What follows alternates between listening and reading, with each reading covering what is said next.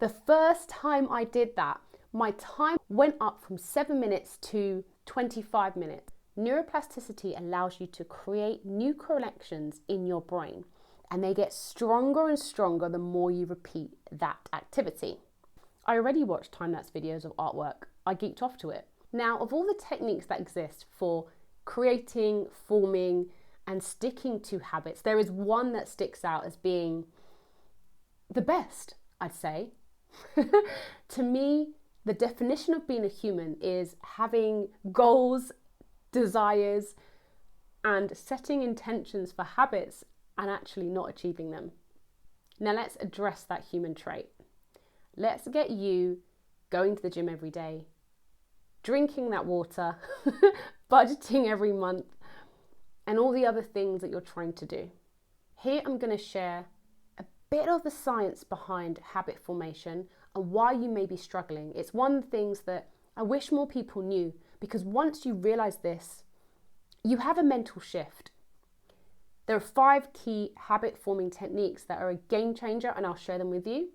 But let's go into the science. Now, we all know that forming a habit is hard, but there is a science to it.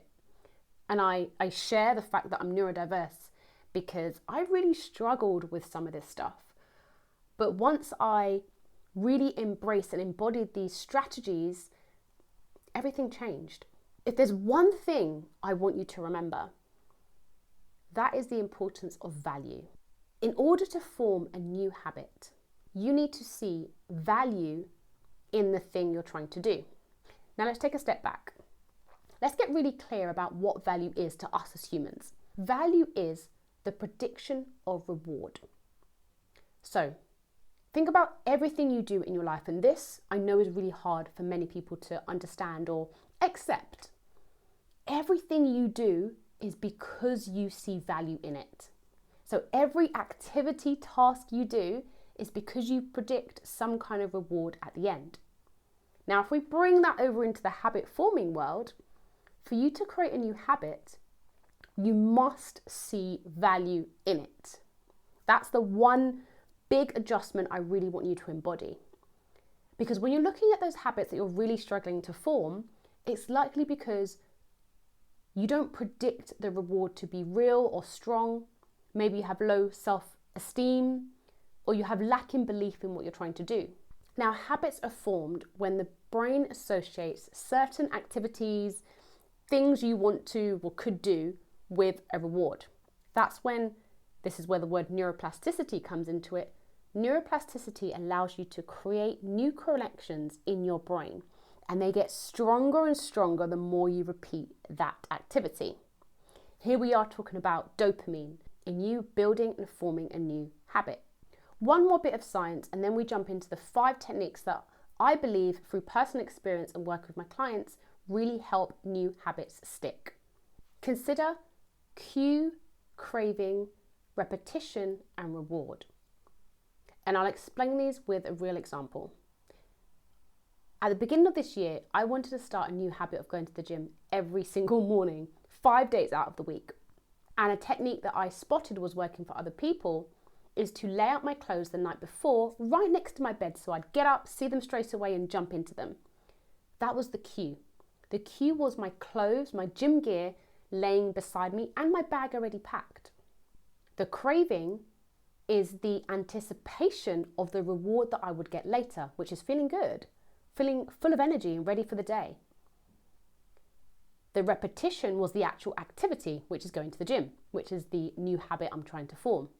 And finally, the reward is me actually feeling good at the end of the day, or the end of, the gym session. Cue, craving, repetition, and reward. That is the formula for building a new habit. Attached to this topic is a checklist I've put together, which breaks down some of the criteria and the blueprint, effectively, of you building a habit that will stick. It's a checklist, so when you're sitting there trying to create a new habit, you can go through this checklist to make sure you've gone through everything and increase the likelihood of the habit sticking. All right, let's go into those 5 techniques that I think are a game changer. Now, the first one is all about tracking progress. Of course, tracking progress is what you do to build and maintain dopamine hits. Now, when I was buying my first property and saving for it, I recorded on a spreadsheet, of course, how much I was saving every single month, and watching that number grow, it felt so good. I could clearly see all the months over the 2 years that I saved for my first property, and seeing the progress, I felt proud of myself. The second technique that, again, really is powerful is accountability. I have several accountability buddies.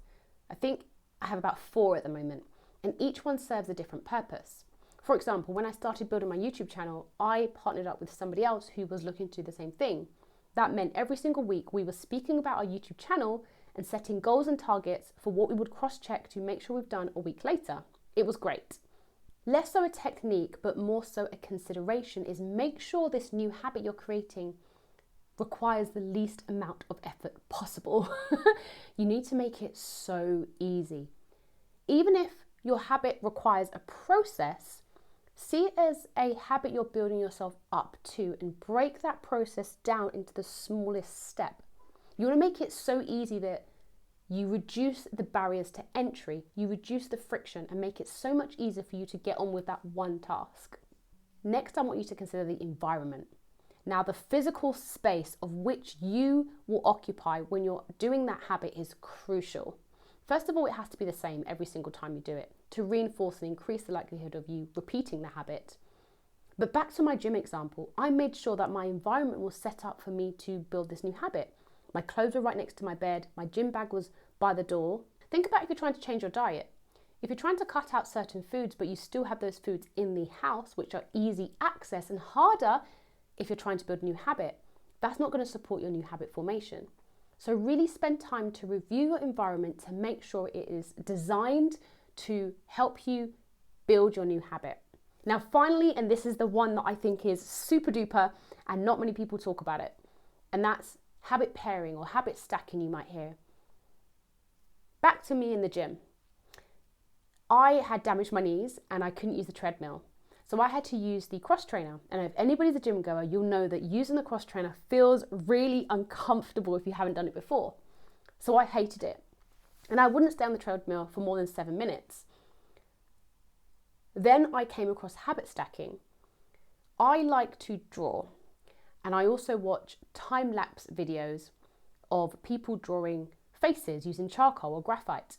So I started using the habit pairing technique where I'd pop on a video of a time-lapse art piece drawing on the cross trainer whilst I was using it. The first time I did that, my time on that awkward cross trainer went up from 7 minutes to 25 minutes. I was mind blown. Habit pairing is amazing. You can do this with absolutely anything. What you're effectively doing is pairing a habit that you already have, that's already embedded into your day, week, with a habit you're trying to form. So for me, I already watched time-lapse videos of artwork. I geeked off to it. But using the cross trainer was the new habit I was trying to form and I hated it. Putting them together, I focused on where the dopamine was coming from, the reward. So I forgot about this new habit and then it became one. It morphed into one activity. To bring you back full circle, if you leave with just one thing to consider and incorporate in your life, it is understanding value and the prediction of reward. Even if you go away and just think about that in your day-to-day life, it will be a game changer. Now, to quickly summarize about what we spoke about today, we spoke about cue, craving, repetition, and reward. And we spoke about the various habit-forming techniques you can incorporate into any area of your life: business, personal finance, gym, health, food, habit pairing, considering your environment, tracking progress, having an accountability buddy, and making sure this new habit is as easy as possible. And I hope you found that useful. Until next time, signing out, Krystle on the Doing It Yourself podcast.